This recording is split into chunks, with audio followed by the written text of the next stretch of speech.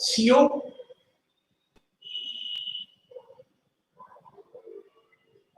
CN6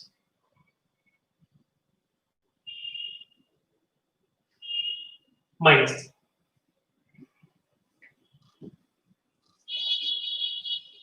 ये समझने की कोशिश कीजिए। ये आपके सामने एक कॉम्प्लेक्स दे रखा है। कल इस क्वेश्चन यहां से हमें इस क्वेश्चन से हमें करना है और हमें ये फाइंड करके बताना था कि देखिए कोऑर्डिनेशन नंबर 6 में इस बात पर तो चिंता विचार करना ही नहीं चाहिए कि शेप क्या होगा। कोऑर्डिनेशन नंबर 6 में तो शेप हमेशा ही ऑक्टाहेड्रल होता है। कोऑर्डिनेशन नंबर 4 में दो संभावनाएं होती है, टेट्राहेड्रल भी हो सकता है और स्क्वायर पैनल भी हो सकता है।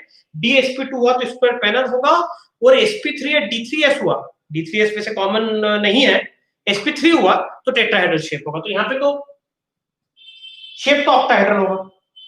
बट हाँ, ये क्वेश्चन हमेशा इसका उत्तर हमें ढूंढना होगा इस क्वेश्चन का कि हाइब्रिडाइजेशन क्या होगी, क्योंकि दो हाइब्रिडाइजेशन संभव है। एक तो sp3d2 और दूसरी हाइब्रिडाइजेशन जो संभव है, एक तो sp3d2 संभव है और दूसरी हाइब्रिडाइजेशन जो संभव है वो d2sp3 से।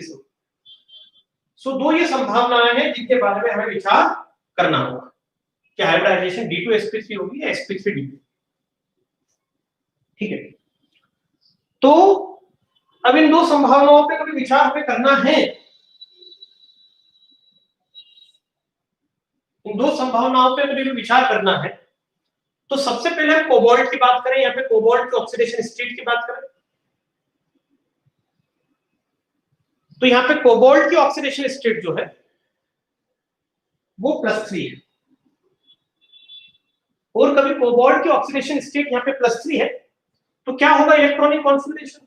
कोबाल्ट 27 होता और +3 होने के कारण 3 माइनस कर दो, 27 - 3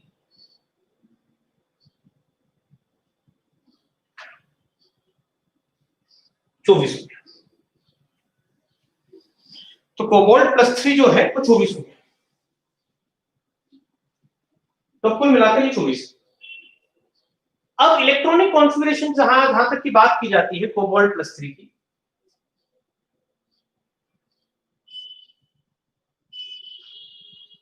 वो पहले तो आएगा ऑर्गन। ऑर्गन मतलब कितने इलेक्ट्रॉन्स यहां तक हो गए, ऑर्गन मतलब 18 इलेक्ट्रॉन हो। करना कितने हैं हमें 24 और कभी 18 हो गए तो हमें 6 और करना। तो 6 और करने के लिए यहां पर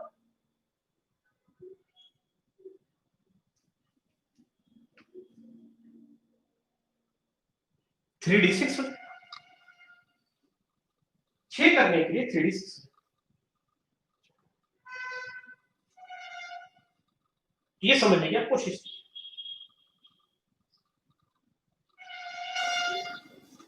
ये 6 और बढ़े,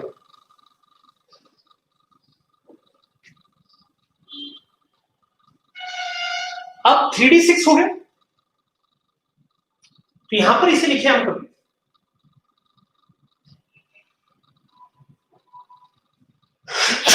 ये तो आपको याद रखनी होगी, समझनी होगी कि पहले 4s से इलेक्ट्रॉन निकले, 3d के ही निकलते पहले, आउटर शेल के इलेक्ट्रॉन पहले निकलते तो 4s के इलेक्ट्रॉन निकल जाए। हो गया ना, देखिए ना कोबाल्ट +3 मतलब ये होता है 24 की नहीं, ये 18 और ये 6 दोनों को सम किया तो ये 24।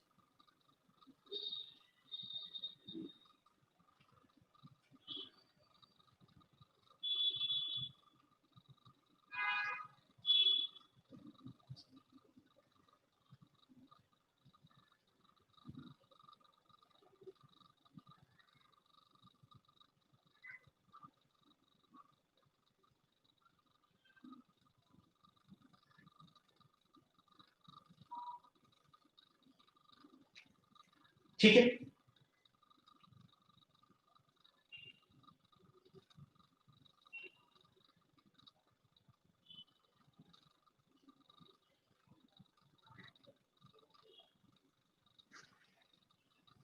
अब यहां पर हम कैसे करेंगे, इस समय में से करेंगे, 3D है तो हम 1 2 3 4 5, ये मैंने आपके सामने 3D कर दिया। उसके बाद 4S पर, उसके बाद 4P पर। अब 3D 6 है तो 6 कैसे आते हैं, ये देखिए 1 2 3 4 5 6 7 8, क्या कर दिया बेटा ये मैंने जो कर दिया इसे बोलते हैं 3D 6 कर दिया। अब आप ये देखिए, जो साइनाइड आयन है इसकी हम बात करते हैं। साइनाइड आयन में Cn नेगेटिव में जो डोनर साइड है वो कार्बन है, और जब कार्बन डोनर साइड होती है तो ये स्ट्रॉन्ग फील्ड लिगेंड होता है, और स्ट्रॉन्ग फील्ड लिगेंड होता है तो ऑब्वियस सी बात है ये पेयरिंग कर रहा है। मैं यहां पर आपसे ये कहना चाहता हूं कि 4s और 4p के बाद आता है 4d, तो ये आगे 1 2 3 4 5, ये आगे 4। मुझे 6 साइनाइड आयन मेरे पास है तो मुझे 6 लोन पेयर की जरूरत पड़ेगी, और कभी मुझे 6 लोन पेयर की जरूरत पड़ेगी, तो आप ये बताओ कि 6 लोन पेयर आएंगे कहां से,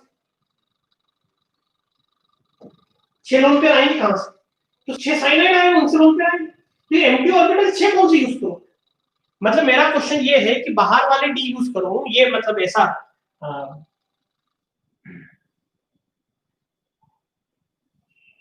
और हाइब्रिडाइजेशन लिख देता हूं sp3d,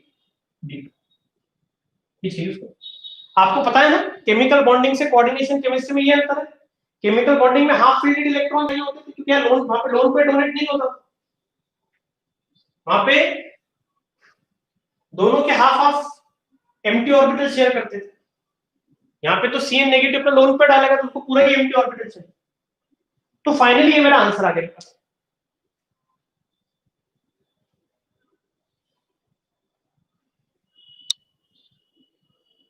क्या आंसर आ गया, sp3d2, ये मेरा आंसर है। अब मेरा पॉइंट आपसे ये है कि क्या आप इस आंसर से एग्री करते हो,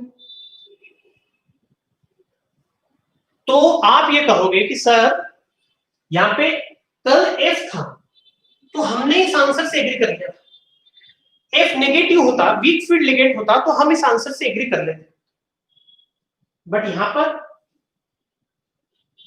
डोनर साइड F नेगेटिव नहीं है, डोनर साइड साइनाइड आयन है, तो ऑब्वियस सी बात है हम इससे एग्री नहीं करें। तो फिर आप इससे एग्री नहीं करोगे तो आप क्या चाहते हो, तो आप कहोगे सर यहां पर हम सबसे पहले करवाएंगे पेयरिंग, क्या करवाएंगे यहां पर, पेयरिंग, पेयरिंग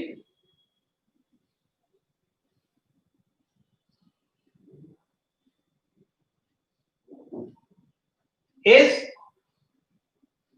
क्यों होगी, Cn negative is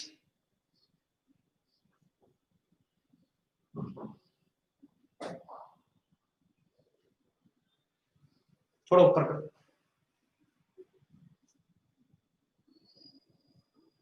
Cn negative is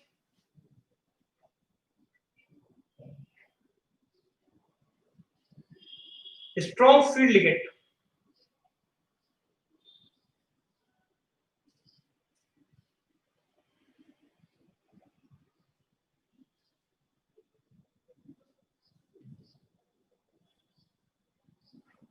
pairing है Cn negative is strong field ligand.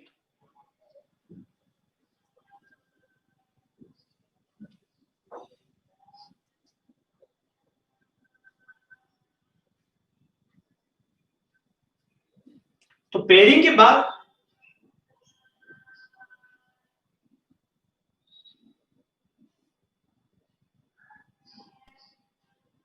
4p 4s 3d। तो जैसे यहां पर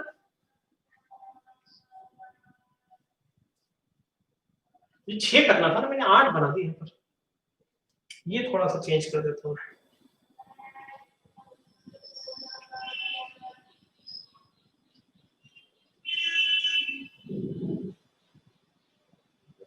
मुझे 6 रखने थे ना, तो 1 2 3 4 5 6। अब मैं पेयरिंग कर देता हूं, तो ये पेयरिंग होने से 2 इलेक्ट्रॉन अंदर। तो पेयरिंग करने के बाद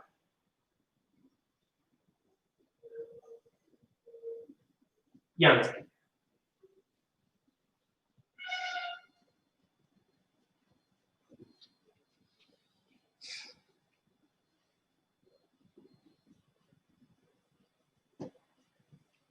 इसके बाद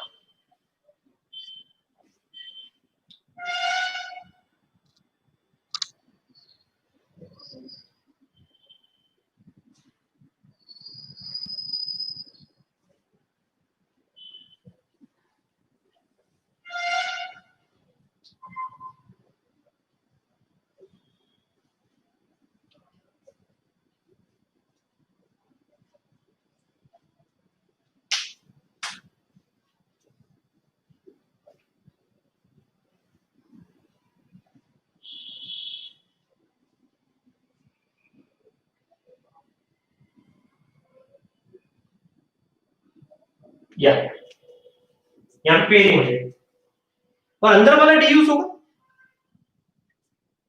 इसलिए हम इसे इनर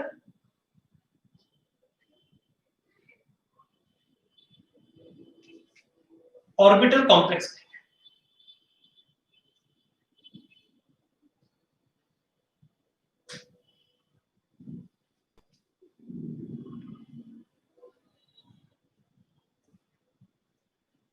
ये इनर ऑर्बिटल कॉम्प्लेक्स।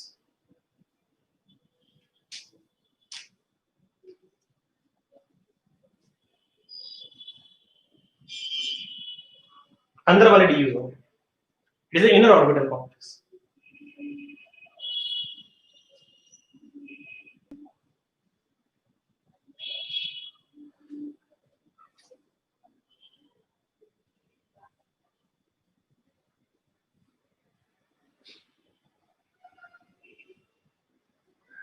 अभी इनर ऑर्बिटल जो कॉम्प्लेक्स है, यहाँ पे नंबर ऑफ अनपेड इलेक्ट्रॉन क्या होगा?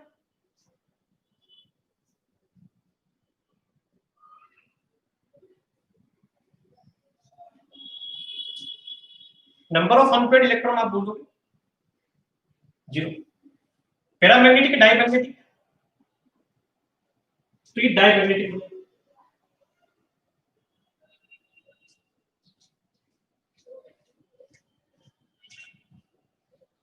ठीक, ये आप लिख लीजिए। मैंने आपको 2 एग्जांपल दिए, बस यहाँ पे समझिए आप बात को। इसके पहले वाले केस में जो कि हमने लास्ट वीडियो में किया था, उसमें यहाँ पे F नेगेटिव था, F नेगेटिव को Cn नेगेटिव से चेंज कर दिया। तो बेसिकली आपने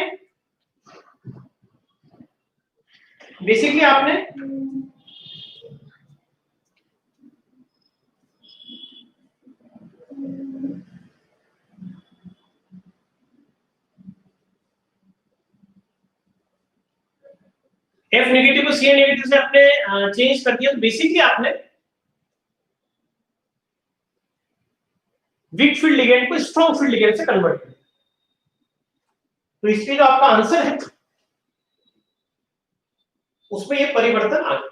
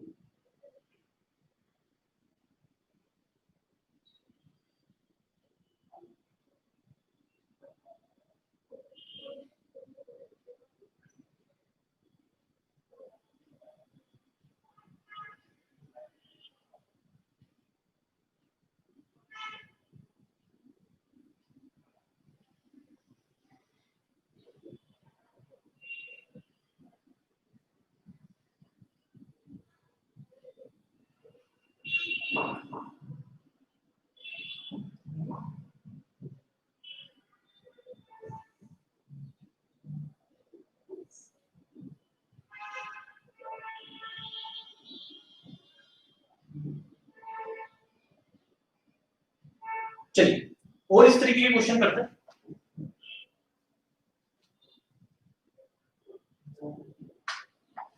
मैं आपके सामने कुछ क्वेश्चन लिख रहा हूं,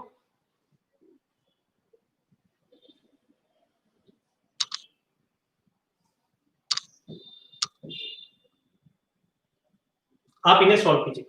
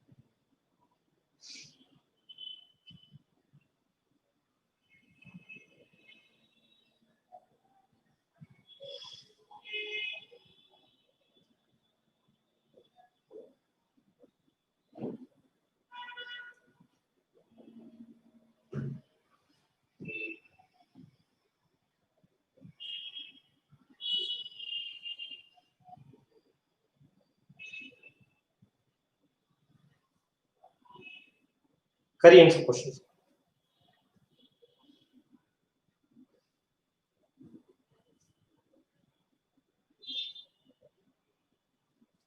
ये वाला हटा देते हैं। 1 2 3 4 5 6, ये 6 क्वेश्चन कीजिए। क्या फाइंड करना है? शेप तो आप लोगों के सब जो 6 6 6 6 हैं, तो ऑक्टाहेड्रल है और 4 भी शेप निकाल देते हैं। शेप के साथ साथ जो आपको और फाइंड करना है, वो फाइंड करना है हाइब्रिडाइजेशन, क्योंकि 6 तो 2 प्रकार के हाइब्रिडाइजेशन संभव है, sp3d2 और d2sp3। उसके साथ साथ number of unpaired electron, paramagnet diamagnet, ये सब चीजें आपको जो है यहाँ पे सोच विचार के बताना है।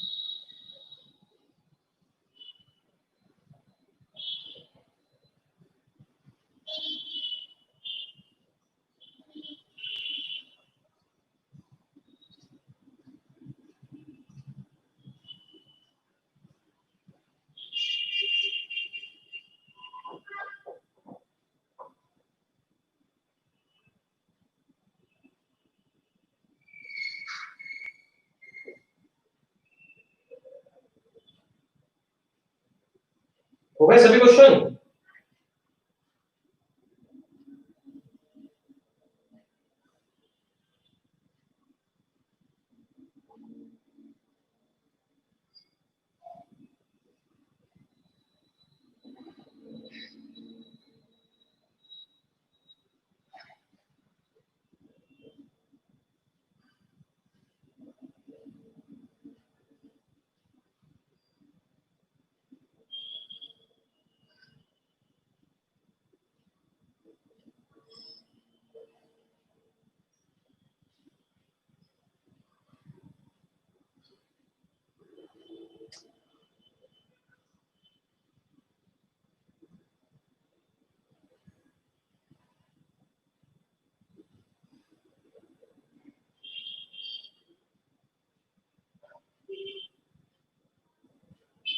चलिए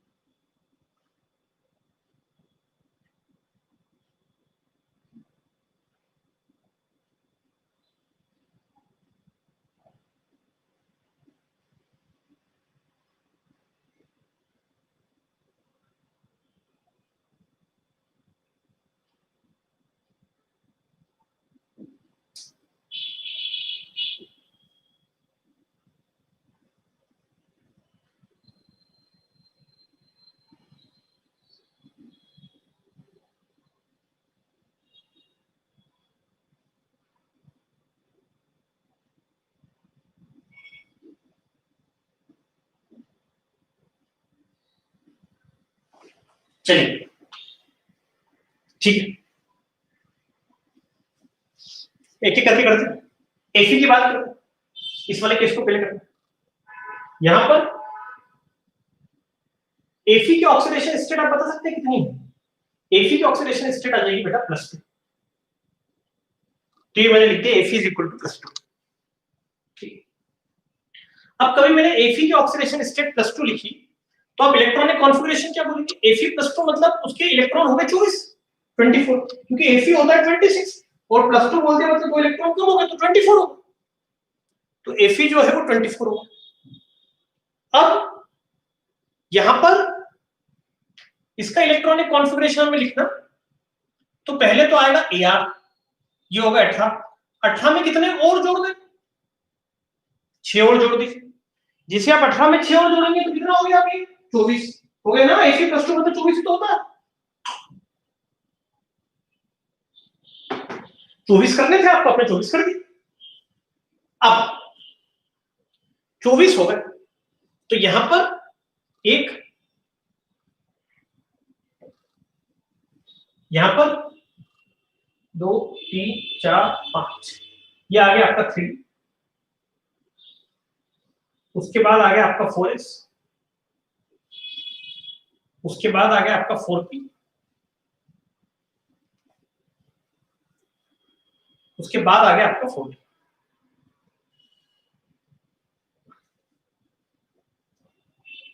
ये समझने की कोशिश।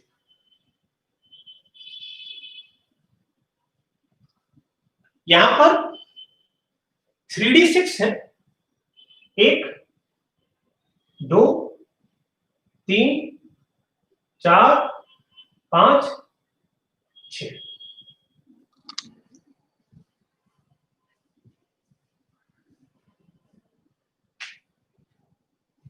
उसके बाद ये आपके सामने। अब जैसे यहां पर H2O की हमने बात करी, किसकी बात करी? H2O। तो ऑब्वियस सी बात है ना, H2 weak field ligand, H2O में ऑक्सीजन डोनर है, हम कार्बन और नाइट्रोजन डोनर को स्ट्रॉन्ग फील्ड लिगेंड मानते हैं, ऑक्सीजन को वीक फील्ड लिगेंड मानते हैं। कुछ स्पेशल केसेस होते हैं जो रखते होते हैं जिनको हम एक्सेप्शन बोलते हैं, वहां पे इसको स्ट्रॉन्ग फील्ड लिगेंड पे कंसीडर कर लेते हैं। वो सब बातें अलग है, वो एक्सेप्शन की टेबल बना के लिख लेंगे, उसको बाद में रख लेंगे, वो एक अलग बात है। जी एक्सेप्शन पे फोकस नहीं करता है, वो बेसिक कंसेप्ट पे फोकस करता है। हाँ, तो जो मैं आपको समझा रहा था, जो मैं आपसे बात कर रहा था, वो यही है बेटा कि H2O वीक फील्ड लिगेंड होने के कारण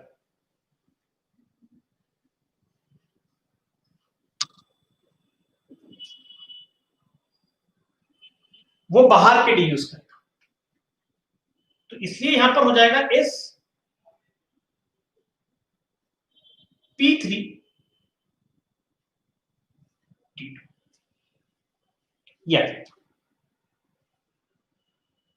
ये समझने की कोशिश। क्या आ जाएगा? sp3d2। तो बाहर वाला डी यूज हुआ,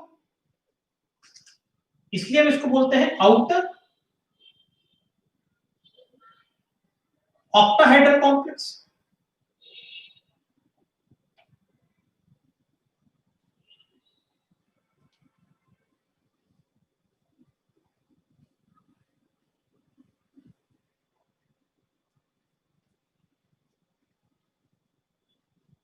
ये आउटर ऑक्टाहेड्रल कॉम्प्लेक्स,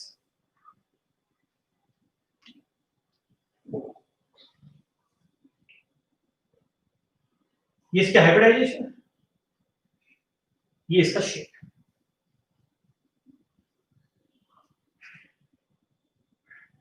या outer octahedral complex.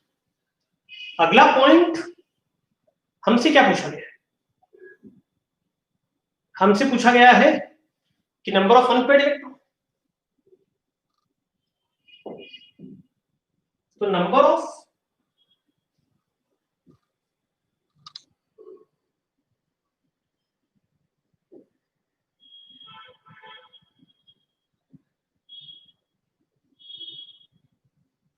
Of unpaired electron की जब बात की गई है, तो नंबर ऑफ अनपेड इलेक्ट्रॉन यहां पर आ गए 4। मैग्नेटिक मोमेंट जब पूछा जाता है,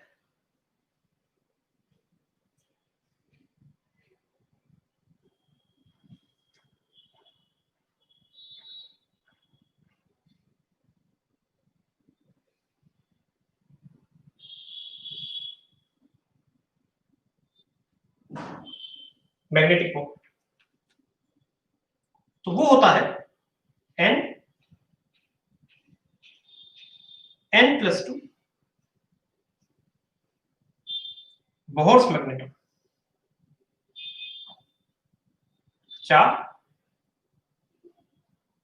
4+2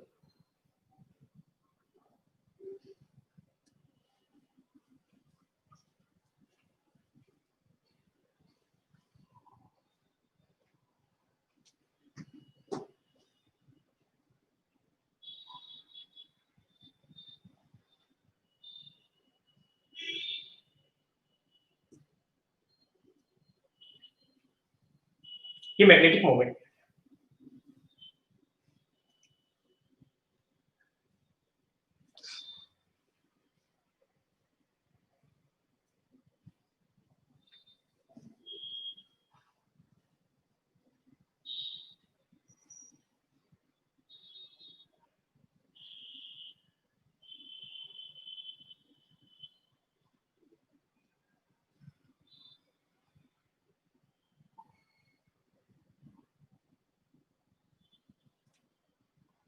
चलिए ये लिखिए, फिर उसके बाद अगला करते हैं +3 वाला।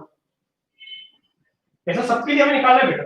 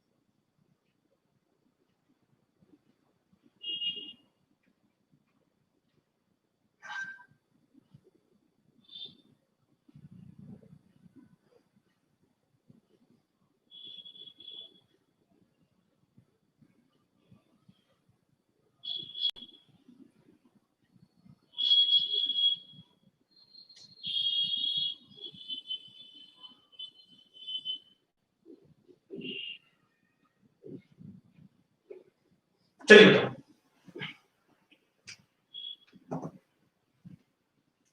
अगला है +3।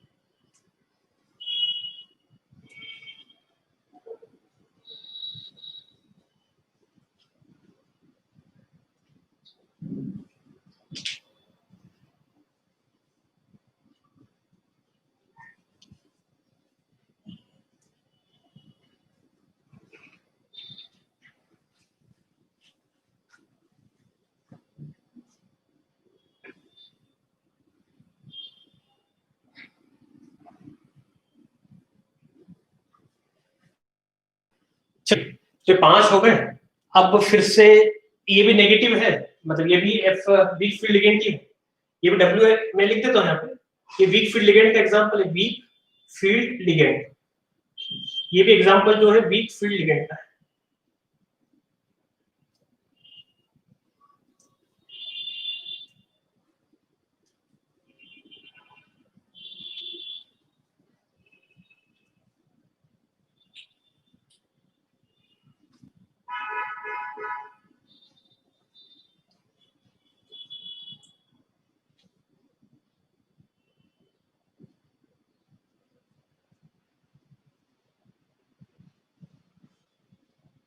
नंबर ऑफ इलेक्ट्रॉन आ गए 5।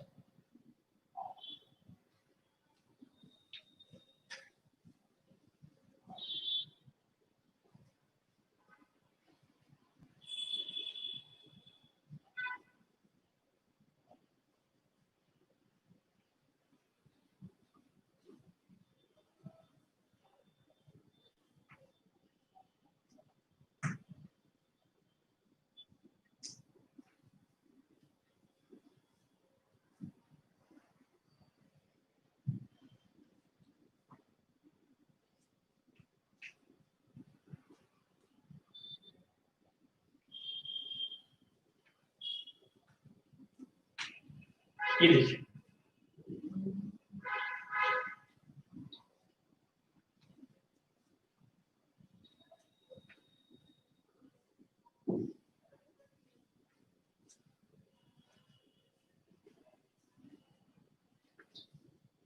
ठीक है। तो ये कौन सा कर दिया मैंने, ये नीचे वाला कर दिया। ये पूरा के पूरा किसके लिए हो गया, अगले वाले के लिए।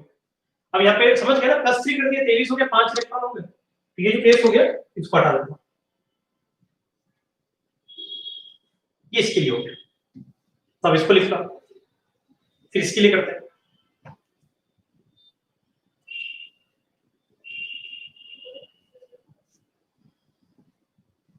मैं सीधे कर देता हूं इसके लिए, आप इसको लिखने का पॉज करके।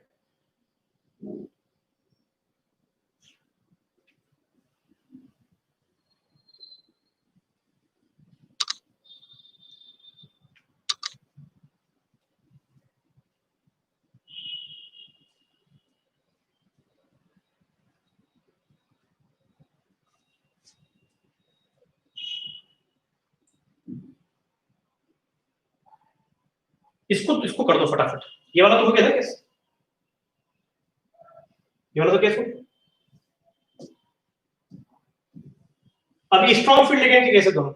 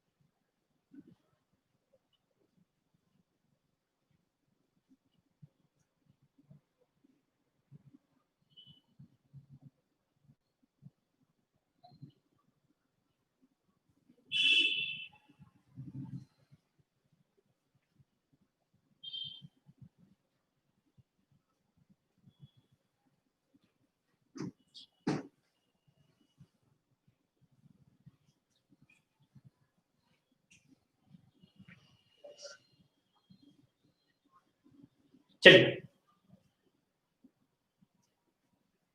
यहां पे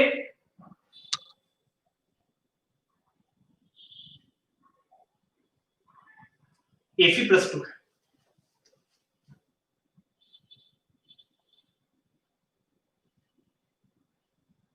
ठीक है।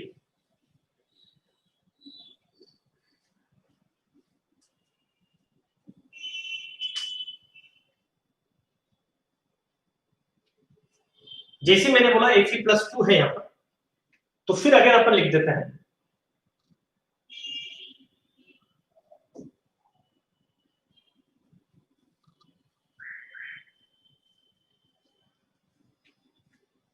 ऑर्गन, और उसके बाद फिर क्या है, उसके बाद आएगा भाई देखो ये तो हो गया 28, 28 में 2 हो गया, सॉरी Fe होता है 26, 26 में 2 हो गया 24, तो 18 यहाँ पे हो गया, तो ये आएगा 3d6, 3d6।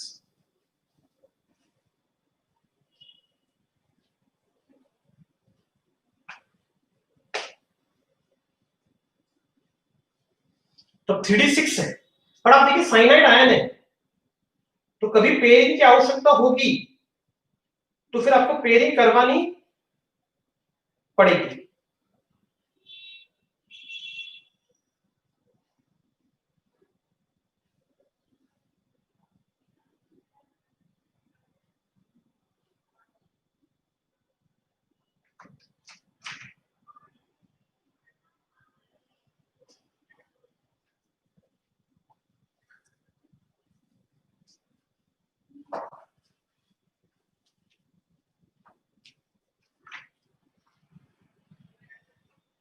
यहां पर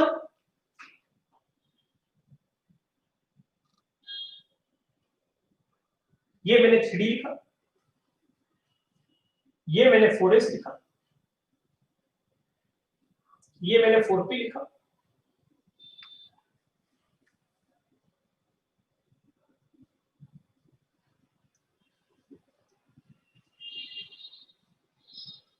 ये मैंने 4d।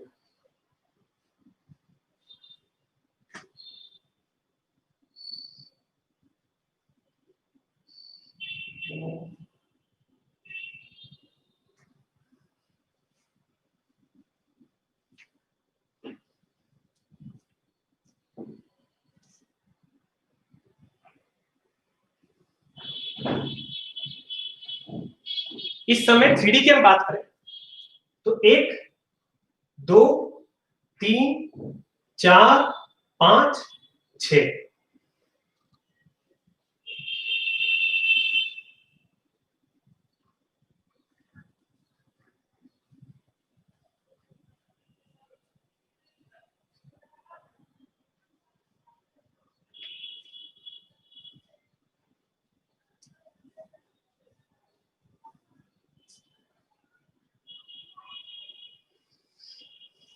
एक दो चार, 1 2 3 4 5 6, 6 हो गए, ठीक है। अब आप ये देखिए साइनाइड है, तो साइनाइड स्ट्रॉन्ग फील्ड लिगेंड होता है, तो ये पेयरिंग करवाएगा, इसकी पेयरिंग करवाएगा, स्ट्रॉन्ग फील्ड लिगेंड है, तो पेयरिंग करवाने से हमें अंदर वाले डी मिल जाएंगे, तो हमें बाहर वाले डी को उपयोग करने की आवश्यकता नहीं है, हमको आउटर ऑर्बिटल कॉम्प्लेक्स बनाने की आवश्यकता नहीं है, यहाँ पे इनर ऑर्बिटल कॉम्प्लेक्स बन जाएगा। तो यहां पर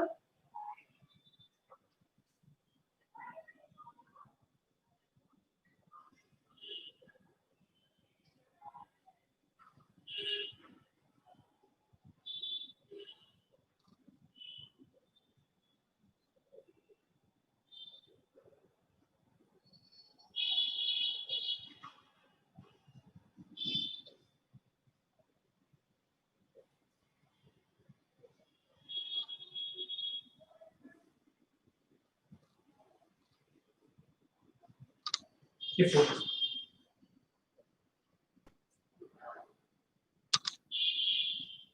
D2sp,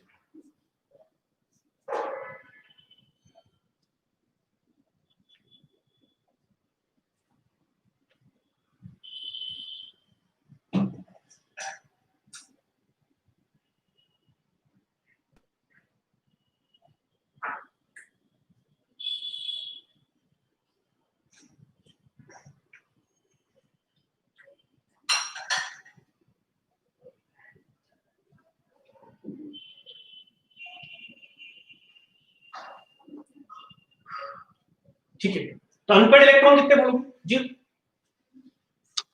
अनपेड इलेक्ट्रॉन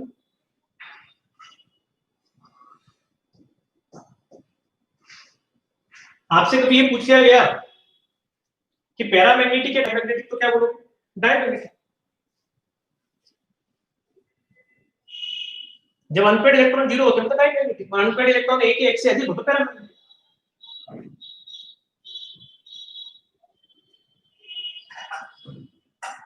ये समझ लीजिए आप कोशिश।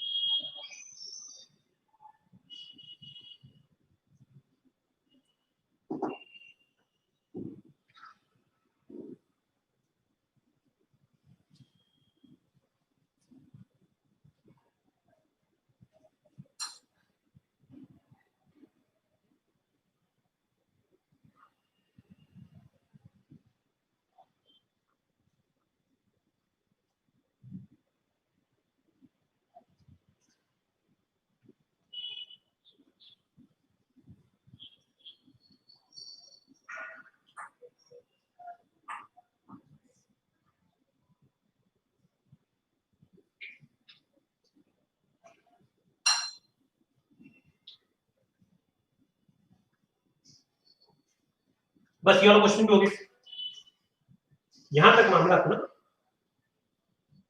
सॉल्व।